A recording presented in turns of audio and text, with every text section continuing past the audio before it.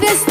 आज कळलं चुकलं मला, खरं प्रेम काही नसतं. माझा केला वापर कशी तुला करू माफ र, माझा केला वापर कशी तुला करू माफ र. घेतला समा